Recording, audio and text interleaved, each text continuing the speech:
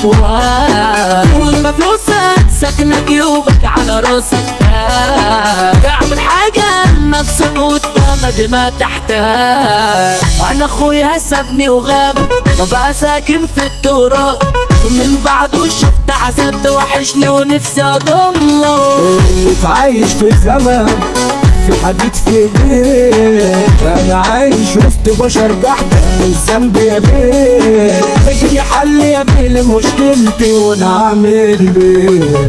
اوعدك مش هفرق مطوة ولا هنسيب موس، هتشوف انسان غير الاول وده انا مهروس. ما انا عشت 3/4 عمري في الدنيا محبوس. نزل ايدك يا شويش تظبط كفايه تلطتيش. انا شاب من المطر ريش عامل احترام للبدله. امي العجوزه في بيتها يا عم جبت سيرتها ومش هقبل انا هنيتها. هطلب سيرتي جولة معلش اخدت السنيورة منك واجبين. افهم بقى انك مقدرتش فبقى يا عبيد. كانت بتقول مش قادرة انزل وتجيل البيت. احضرني يا ما تروحش وانا ما توصاش، وتعرف ان انا ما بحلش صاحبك رشاش.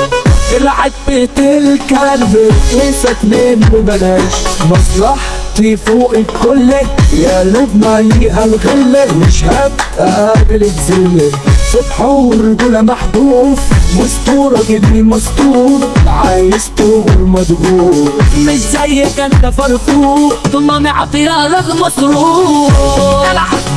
تعلموا ان المصلحة جمع التفوق طول ما فلوسك ساكنة جيوبك على راسك تعمل حاجة لنفسك قدامك ما تحتاج.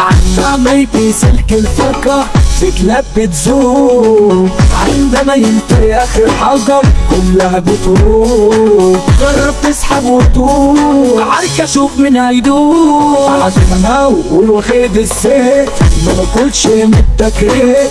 فتح عينك يا بيه واعرف قصادك مين.